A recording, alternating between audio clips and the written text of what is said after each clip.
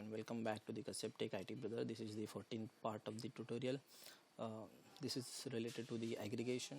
So we will see what is use of aggregate component in SSIS package, and how we are configuring this in a SSIS, and what is the use of aggregate function, aggregate components. Okay, the aggregate transformation apply aggregate functions such as average to column value and copies the result to the transformation output. Beside aggregate function, the transformation provide the group by clause, which you can use to specify group to aggregate across. Aggregator transformation is an active transformation, and it is used to perform calculation on the data such as sums, average, counts, etc. The integration service store the group of data and row data in an aggregate cache. So we will be aware about the aggregate function in a SQL. Okay, so there are same things are there like sum, average, counts, multi, anything. Okay, so it's the same in a SSIS package as well. So here are some of features of aggregate functions such as like aggregate expression, group by sorted input, aggregate cache, unsorted input. So let's start with some like example with SSIS Visual Studio. So first of all, we have to create one new SSIS package and name the package name like aggregate. Okay, by right clicking and rename it, paste it. Yeah, so before we go to proceed, we have to first set the data flow task in a control flow. Okay, so this is my data flow task, and double click on this. Then I need some data from the source. So basically I will take the OLEDB source from other source. Okay, and then we will configure this. So it's we have to configure the connection. So I have already new connection configured in my SSIS package, so I will click OK. Then select the input from the source table. So my source table input is a department. The column is that department ID, name, group by, modified date. Then I will click it OK. Yep. Then I need aggregate function. So aggregate function we will be get from common tab, that is aggregate, and you can see here SSIS has given some information about the aggregate, like aggregate data with functions such as average, sum, count, max and mean. For example, group data to compute the sum of sales per product or the average visit per day. Okay, so let's drag and drop here and merge it, like join it with the precedence. Then let's start with the one example, like when you click on the double click, then you will see this window aggregate transformation editor. Configure the property used to perform group by operation and to calculate aggregate value. Optionally apply comparison option to the operation to configure multiple group by operation.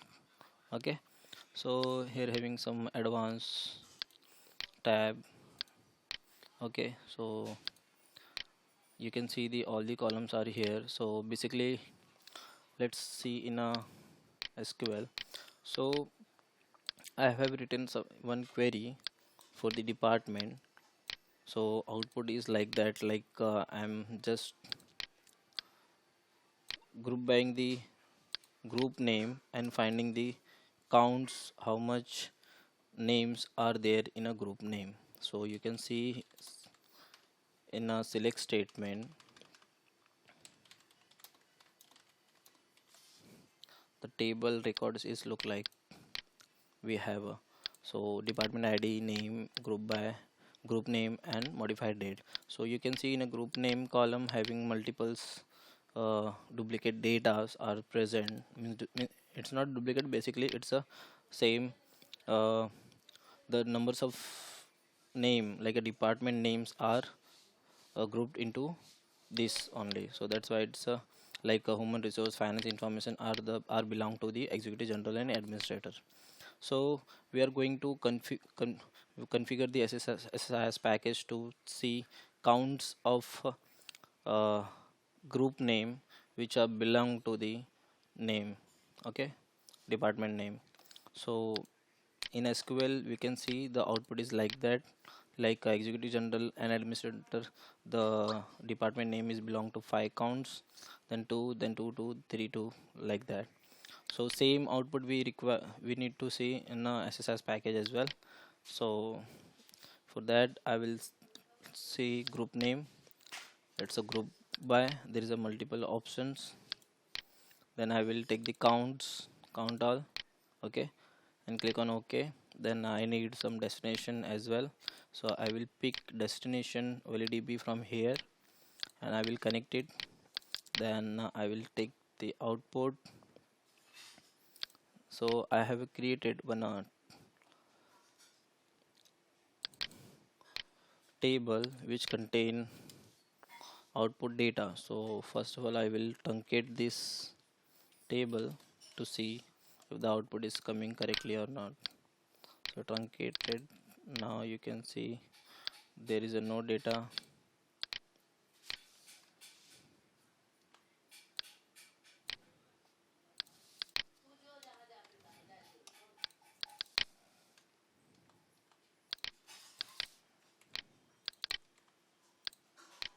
Yep, so there is no data. Let's configure this.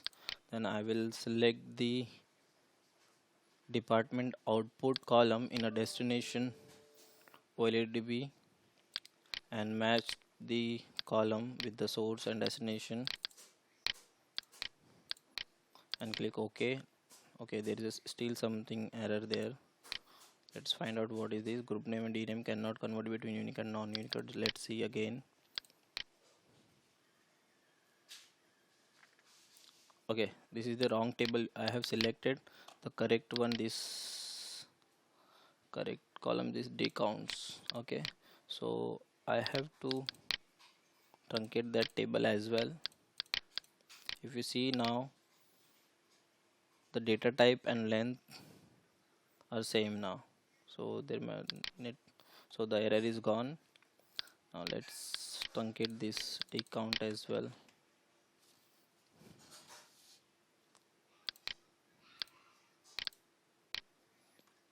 The table name is D counts. D counts. Click stop on D counts. Then I will truncate it. Now there is no data. So let's run the package and see it's working fine or not.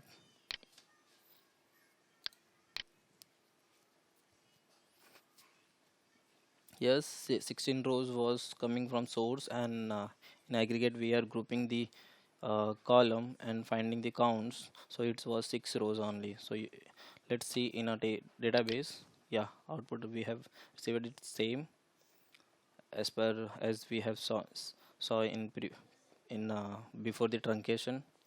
So yeah, so we have received the data correctly from the aggregate. So the aggregation is working fine. So please let me know if is there any query or anything feedback, then please let me know, and please share and subscribe. Thank you so much.